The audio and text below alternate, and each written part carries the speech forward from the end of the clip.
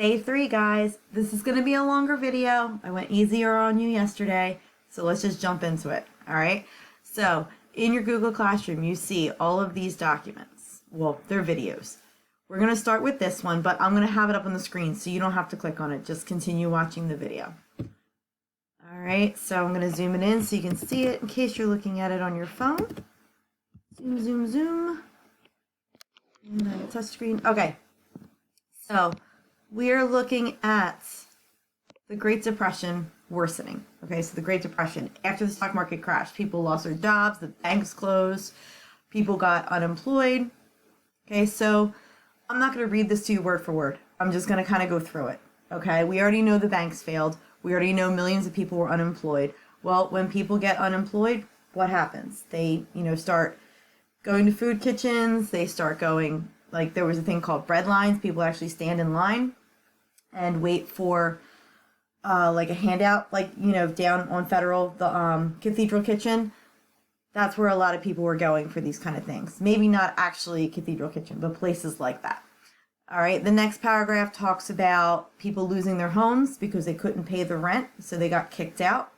Okay, once people got homeless, they would live in places like Tent Cities, but they called them shantyvilles or shanty towns or Hoovervilles.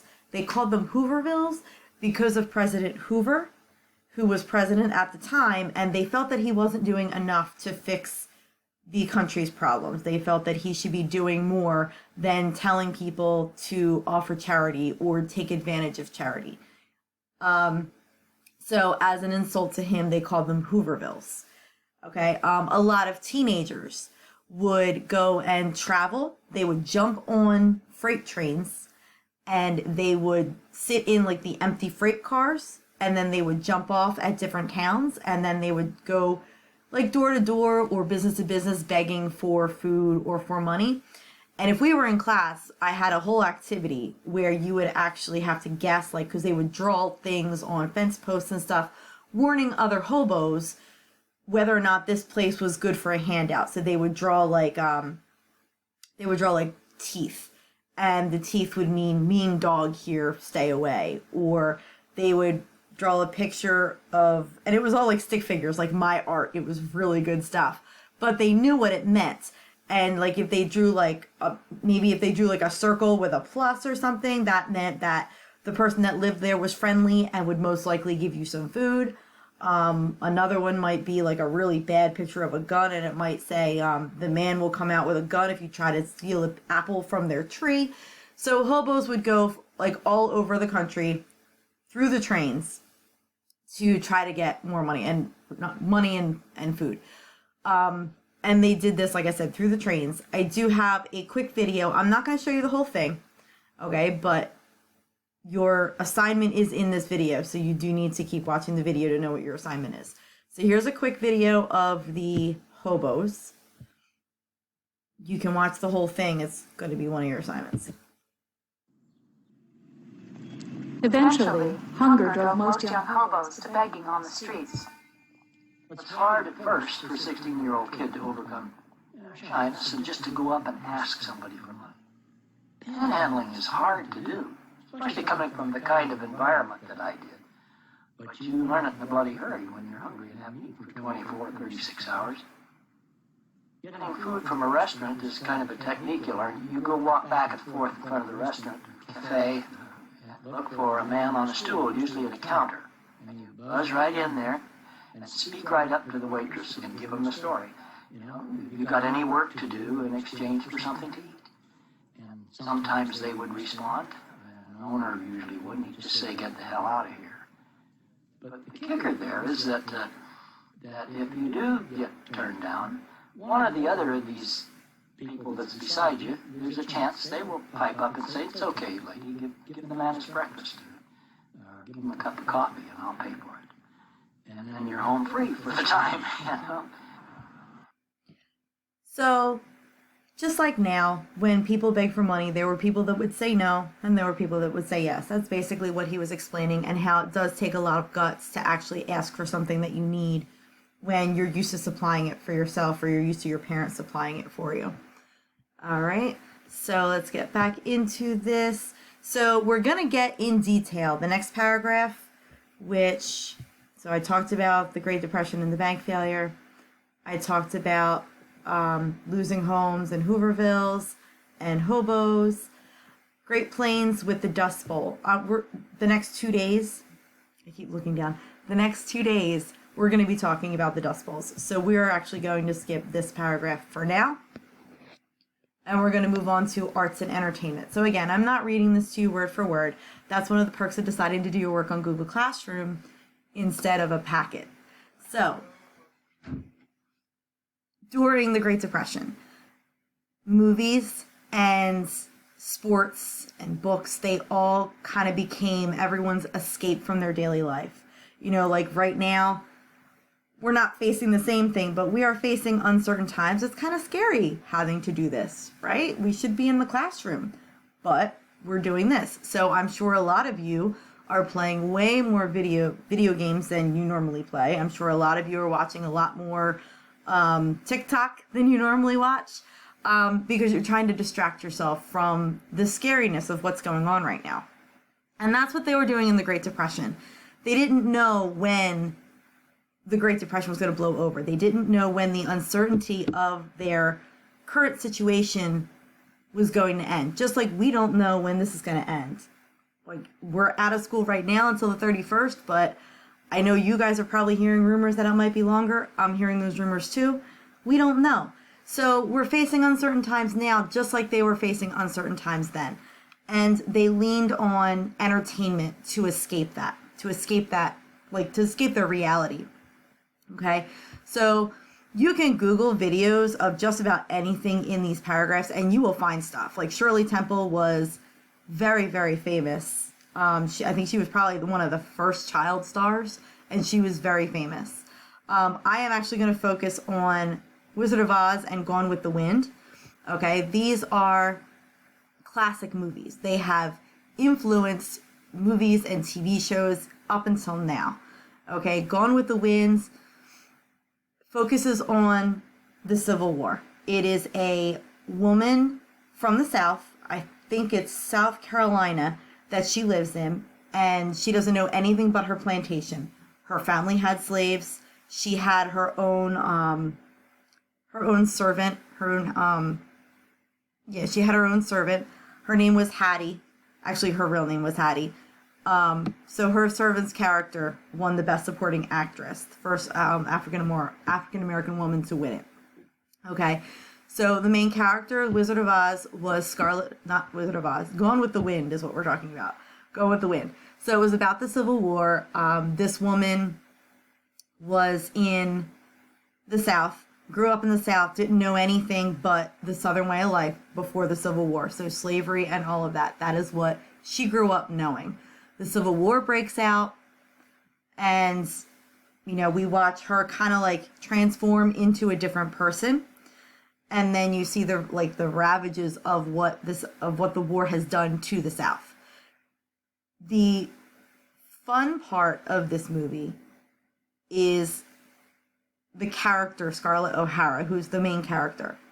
She strings this man along the whole movie. You can probably find this movie for free somewhere if you dig. And if you are really that bored, it's a long movie, but I showed it to my US 1 class a few years ago and they got into it. So I really think that if you're that bored, look up this movie. You might actually enjoy it. Anyway, so Scarlett O'Hara strings this man along the whole movie. Oh, I don't know. I'm not interested. And then she's flirting with another guy right in front of him, and all he wants to do is be with her. And she's like, no, not interested. So finally he's had enough. And he's like, I'm out. And then she realizes how good he was to her. Like, he gave her money whenever she needed it. And it's really cool. But anyway, so one of the famous lines in the whole movie is a line I'm going to show for you. And I'm not going to play the whole video for you. But I if you have the time, watch the whole video to see how many different pieces of movies and TV shows that this has actually influenced. It's kind of crazy. So here is a little bit of this 7-minute compilation. This is the actual, this right here, this is Scarlett O'Hara. This is actually the movie Gone with the Wind. And then the man is Rhett Butler. And then it goes into like how this has influenced our culture from the 1930s to now.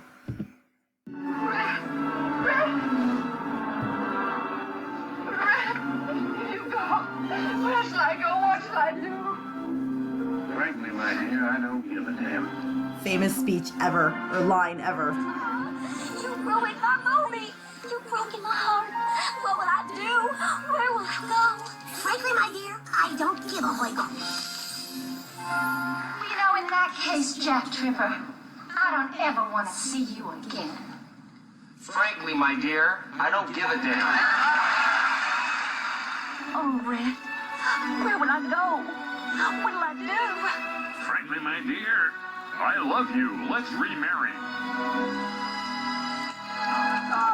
Lovely ending. They cut out the best word. I don't know nothing about birth and no baby.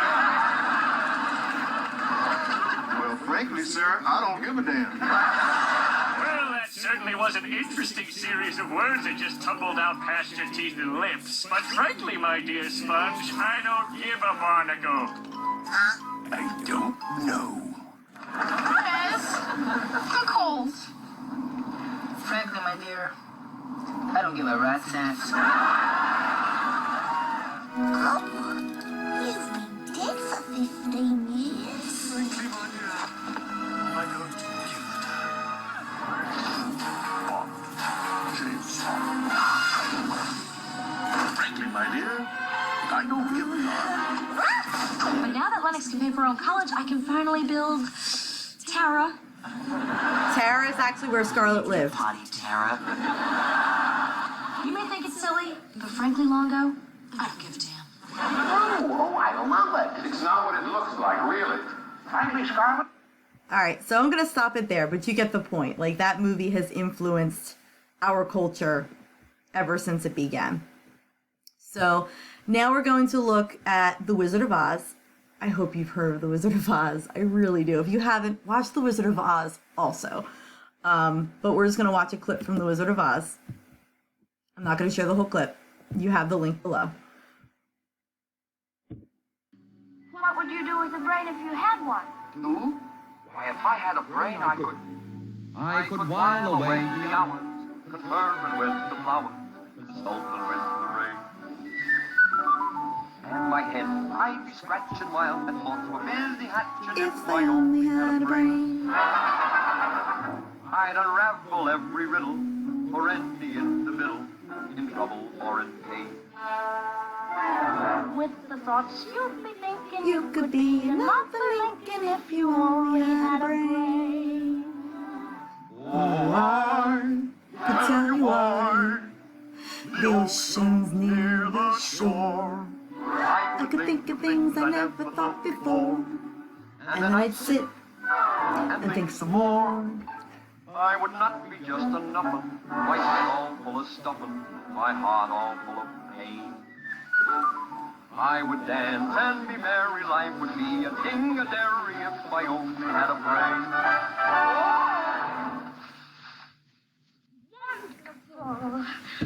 So again, we're not going to watch that whole thing, but if you have free time, you've got 2 movies to watch. Okay? So, we have how movies. So they would go to the movie theaters and they would watch these movies, and it was an escape from everything that they were going through. The uncertainties, the poverty that they were experiencing. People living in the Hoovervilles probably couldn't afford to do this, but people that were still living in a home, maybe figuring out how they're going to pay for it, they might go to the movies to try to just escape, just for a couple hours, escape what it is that they're facing. Okay, there were also TV shows that came up during this time. The Lone Ranger. Soap operas started during this time. So soap operas still exist too, and they started during the Great Depression. Okay, so one of your assignments, okay, and like I said, your assignments are in this video. You don't actually have to do the stuff on the side. Okay, what I want you to do is create a Google Doc, and I want you to find a photograph from the Great Depression, okay, or a painting from the Great Depression, and I want you to copy it and paste it into that Google Doc, and then explain to me how that picture or that painting reflects what they were going through during the Great Depression, or how it might have helped them to escape life in the Great Depression, or if it influenced life after and during the Great Depression. Basically, I want you to find a picture or a painting that was created during the Great Depression, and I want you to talk about it. Like, tell me why you picked this, and tell me what you think this means. Like, why did this photographer take this picture, or why did this artist paint this picture? Like, explain to me why. What is going on in the picture? Why might they have painted it? Why might they have taken it? Okay, so that's what I want you doing. At least a paragraph. The last thing I want you to do is on that same Google Doc, so it could be underneath the paragraph, restate, make sure it's clear what you're doing. But I want you to do one of two things. I want you to name one TV show that Gone with the Wind has influenced, or I want you to tell me where Dorothy and the Scarecrow are going, and at least one reason Dorothy did not want him to come. Okay? So that's the last thing that you're doing. One of those two things, which means you have to watch one of those two videos. Okay? So have a good day. I'll see you in the next one.